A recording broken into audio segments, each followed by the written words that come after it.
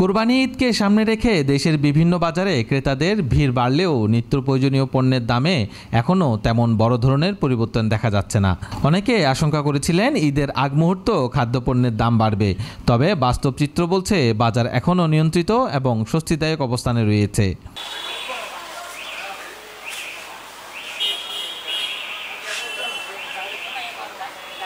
বাজার ঘুরে দেখা গেছে পেঁয়াজের দাম ৬০ থেকে ৬৫ টাকার কেজির মধ্যেই রয়েছে, যা গত কয়েক সপ্তাহের তুলনায় মোটামুটি স্থিতিশীল।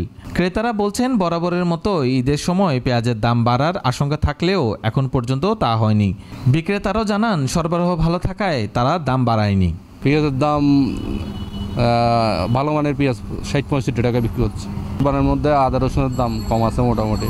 আগে যে ২০০ টাকা রসুন ছিল এখন ১৪০-৫০ টাকা ভালো মানের রসুন পাওয়া যায়। ওই অনেক দাম কমছে। আদার দামও সেরকম ৫০ টাকা কমে গেছে। আদা ও রসুন বাজারে দেখা যাচ্ছে ইতিবাচক পরিবর্তন। কিছুদিন আগে প্রতি কেজি আদার দাম ছিল ২০০ টাকা, এখন তা কমে এসেছে ১৪০ টাকায়। একইভাবে রসুন বিক্রি হচ্ছে ১৪০ টাকায়, যা সাধারণ ভোক্তাদের জন্য কিছুটা হলেও স্বস্তির। অনেক দাম কমে গেছে। পেঁয়াজের দাম, রসুনের দাম, আদার দাম।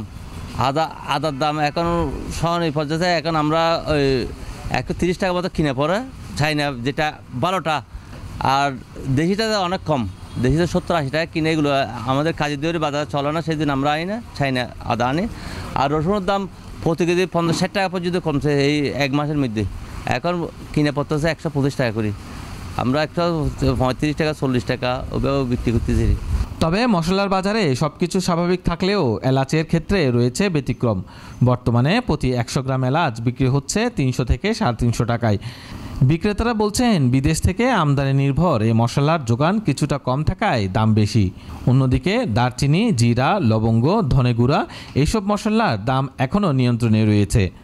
গতবার তুলনায় দাম হলেও আপনার আদা বলেন, রসুন বলে সবগুলো অর্ধ দিতাম, কিন্তু এলাচের দামটা একটু খরা।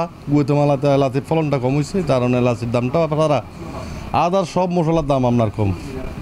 সব কিছু স্বাভাবিক, সব কিছু বা আপনার ক্রয় ক্ষমতার ভিতরে আছে। গত বছরের তুলনায় কম এবং এই গত ১-১.৫ মাসের তুলনায়ও কম বলতে গেলে। আর মশলার দামগুলো একটু, এলাচের দামটা একটু বাড়তি, আর জিরা, মিষ্টি জিরা ওগুলো একটু কম আছে, ওগুলো কম। সার্বিকভাবে ঈদের আগে বাজারের পণ্যের দাম স্থিতিশীল থাকায় স্বস্তি প্রকাশ করেছেন সাধারণ মানুষ। তবে শেষ মুহূর্তে চাহিদা বেড়ে গেলে কিছু পণ্য অস্থিরতা আসতে পারে বলে মনে করছেন বাজার সংশ্লিষ্টরা। তারপরও এখন পর্যন্ত পরিস্থিতি অনেকটা অনুকূলে, যা কোরবানি আনন্দে বাড়তি স্বস্তি যোগ করছে।